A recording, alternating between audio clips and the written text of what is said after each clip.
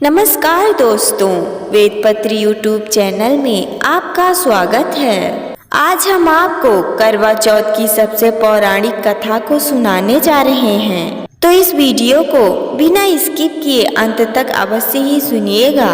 यह कथा बहुत ही प्रेरणादायक एवं ज्ञानवर्धक है। दोस्तों, बहुत पुरानी बात है।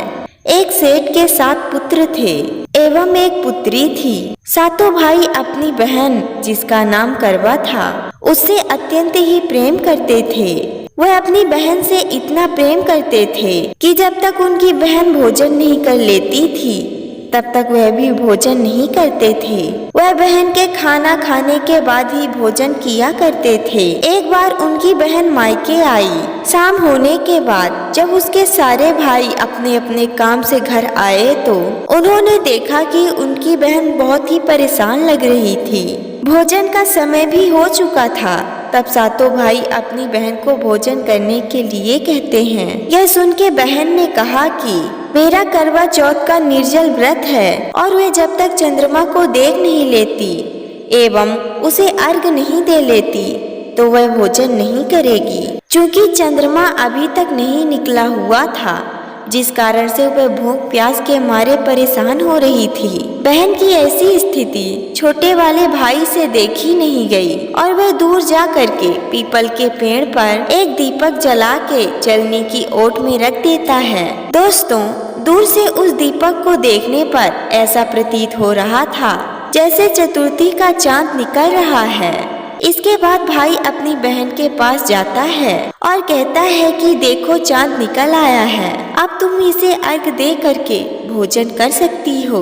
बहन दौड़ती हुई छत पर जाती है और चांद को देखती है, फिर उसे अर्घ दे करके भोजन करने लगती है। जैसे ही वह पहला निवाला अपने मुंह में डालती है तो उसे छींक आ जाती है। फिर वह दूसरे निवाले को अपने मुंह में डालती है तो उसमें से बाल आ जाता है एवं जैसे ही वह तीसरे निवाले को अपने मुंह में डालने लगती है तो उसके पति की मृत्यु की खबर उसे सुनाई पड़ती है। वह घबरा जाती है और जोर जोर से रोने लगती है। तब उसकी भाभियां उसे सच्चाई बताती हैं कि ये सब इसलिए हुआ है क्योंकि तुम्हारा करवा चौथ का व्रत गलत तरीके से टूटा है, जिससे देवता तुमसे नाराज हो चुके हैं। इसके बाद वह निश्चय करती है कि वह अपने पति के अंतिम संस्कार को नहीं होने देगी और वह अपने सात्विक से उन्हें पुनः जीवित करेगी। वह अपने पति के पास जाती है और उसके सबके साथ 1 साल तक बैठी रहती है, उसकी देख रेख करती है। उसके ऊपर उगने वाली सुई के ही भांति घास को वह एकत्रित करती जाती है। 1 साल बीत जाने के बाद फिर करवा चौथ का दिन आता है। उसकी सभी भाभियों ने भी करवा चौथ का व्रत रखा हुआ था। जब भाभियां उसके पास आशीर्वाद लेने के लिए जाती हैं तो वह अपने प्रत्येक भाभी से कहती है कि हम सुई ले लो, प्रिय सुई दे दो, मुझे भी अपनी तरह ही सुहागिन बना दो। लेकिन उसकी भाभी कहती है कि यह आग्रह तुम अपनी अगली भाभी से करो और सारी भाभियां एक एक करके उसे ऐसा ही कहती हैं। दोस्तों, जब उसकी छठवीं भाभी उसके पास आती है तो वह अपनी छठवीं भाभी से भी इसी बात को कहती है। इस पर छठवीं भाभी भी उससे कहती है क्योंकि सबसे छोटे वाले भाई की वजह से उसका व्रत टूटा था, अतः उसकी पत्नी में ही इतनी शक्ति है कि वह तुम्हारे पति को पुनः जीवन दान दे सकती है। इसलिए जब वह तुम्हारे पास आए तो तुम उसे पकड़ लेना और जब तक वह तुम्हारे पति को पुनः जीवन दान नहीं दे देती तब तक तुम उसे नहीं छोड़ना। यह कहने के बाद वह वहां से चली जाती है। इसके बाद जब छोटी भाभी आती है तो करवा उससे भी सुहागिन बनने का आग्रह करने लगती है। यह सुनने के बाद छोटी भाभी उस बात को टालने लगती है।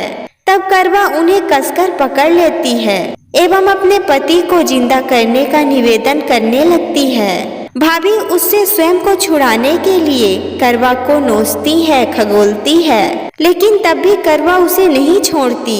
तब उसकी ऐसी कठिन तपस्या को देख के भाभी को दया आ जाती है और वह अपनी छोटी उंगली को चीर के उसमें से अमृत उसके पति के मुंह में डाल देती है।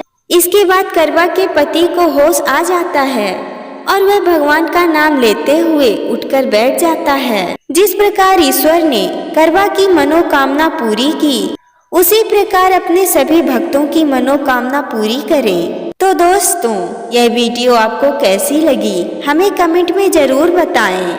और अगर आप हमारे YouTube चैनल पर पहली बार आए हैं तो वीडियो को लाइक करके चैनल को सब्सक्राइब कर दें एवं कमेंट बॉक्स में जय करवा माता अवश्य लिखें।